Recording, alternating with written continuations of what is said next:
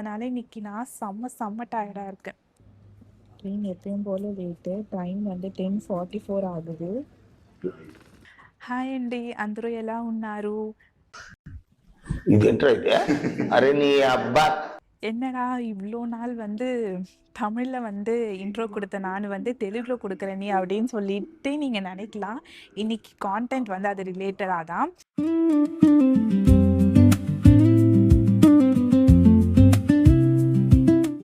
எனக்கு வந்து இந்த விளாக் ஃபுல்லாகவே வந்து தெலுங்கில் எடுக்கணுன்னு தான் ஆசை. பட் ஆனால் வந்து நான் பேசுகிற தெலுங்கு வந்து நீங்கள் கேட்டிங்கன்னா உங்களுக்கு வந்து தெலுங்கே உண்மையாக மறந்துடும்.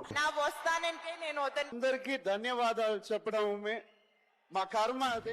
நான் தமிழ் மிக்ஸ் பண்ண தெலுங்கு வந்து பேசுவேன். இதெல்லாம் எங்கள் வீட்டில் கேட்டாங்கன்னா வந்து என்ன எதால் அடிப்பாங்கன்னே தெரியாது. தெலுங்கு பேச தெரியல அப்படின்னு சொல்லிட்டு நான் சொல்கிறதெல்லாம். இன்னைக்கு கான்டென்ட் என்னன்னா, நான் என்னோட இடத்துல இருந்து ஃப்ராங்க்ஃபர்ட் ஏர்போர்ட்டுக்கு போகிறேன். திரும்பவும் இந்தியா போகிறேனா அப்படின்னு சொல்லிட்டு நீங்கள் கேட்கறது எனக்கு புரியுது. காசு இருந்தால் போக மாட்டேனா, பட்ஜெட் ப்ராப்ளம். அது இப்போ தான் போயிட்டு வந்தேன். ஸோ அதனால் பட்ஜெட் இருக்குது. அதனால் இந்தியாவுக்குலாம் போகலை. இந்தியாவுக்கு போகிற ஒரு ஃப்ரெண்டை வந்து சென்ட் ஆஃப் பண்ணுறதுக்கு போகிறேன். அங்கே வந்து ஒரு தெலுங்கு பையன் ஃப்ரம் ஹைதராபாத். ஸோ நாங்கள் 2 பேருமே இங்கே வந்து தான் ஃப்ரெண்ட்ஸ் ஆனோம். அதுக்கப்புறம் பேசி பிகம் பெஸ்ட் ஃப்ரெண்ட்ஸ். ஸோ நான் போகிறது தெரியாது அவங்களுக்கு. சர்ப்ரைஸாக போயிட்டு ஹாப்பியாக அவங்கள இந்தியாவுக்கு சென்ட் ஆஃப் பண்ணுவோம். அதே மாதிரி இன்றைக்கி நான் நைட் ஷிஃப்ட் முடிச்சுட்டு ஸ்ட்ரெயிட்டாக வந்து என்னோடய இடத்துலேருந்து ஃப்ராங்க்ஃபர்ட்டுக்கு கிளம்பிட்டேன். அதனால் இன்றைக்கி செம்ம டயர்ட். 12 ஹவர்ஸ் நைட் ஷிஃப்ட்டு, தூக்கமே இல்லை. ஸ்ட்ரெயிட்டாக கிளம்பிட்டேன். ஸோ லியூனபர்க்லேருந்து செலன்ற ஒரு ஸ்டாப்புக்கு வந்திருக்கேன். இங்கேருந்து தான் நான் வந்து ஃப்ராங்க்ஃபர்ட்டுக்கு ஐசி புக் பண்ணியிருக்கேன்.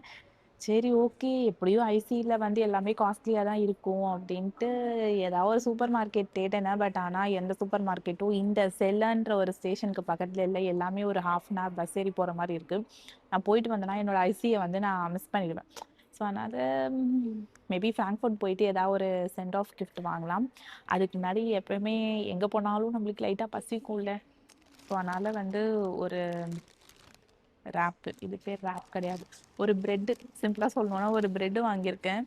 அது வந்து மீன் ப்ரெட், மீன் ஷேப்பில் வந்து ஒரு ப்ரெட்டு மீன் ஷேப்பில் இருக்கா. ஸோ இது வந்து அலாஸ்கா ஃபிஷ்ஷா. இதோட காஸ்ட்டு வந்து €4.80. காஸ்ட்லி தான். பட் ஆனால் வந்து ஃபாரின்லாம் வந்துட்டு நம்மளுக்கு பசி முக்கியமா காசு முக்கியமா அப்படின்னு சொல்லிட்டு கேட்டால் பசி தான் முக்கியம். ஃபஸ்ட்டு எங்கேருந்து ஆரம்பிக்கலாம்? தலையிலேருந்து ஆரம்பிக்கலாமா, வால்லேருந்து ஆரம்பிக்கலாமா? வால்லேருந்து ஆரம்பிப்போம்.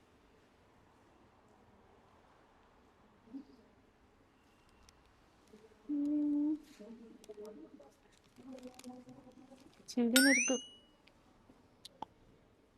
சூடு பண்ணி கொடுத்துருந்தா நல்லா இருந்திருக்கும். கொஞ்சம் ஓவரா தான் போய்கிட்டு இருக்கோமோ. போவோம், என்ன பண்ணிடுவானுங்க.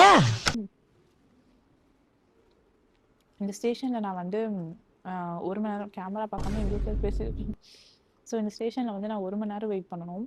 லைட்டாக பசிக்கவும் ஆரம்பிச்சிருச்சு. அதனால தான் இந்த வேறு வழியே இல்லாமல் இதை வாங்கி சாப்பிட்றேன்.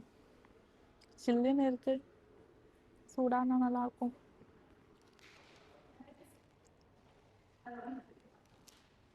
நல்லா தான் இருக்குது. ஒரு மாதிரி ஒரு சாஸ்லாம் போட்டு நல்லா தான் இருக்குது.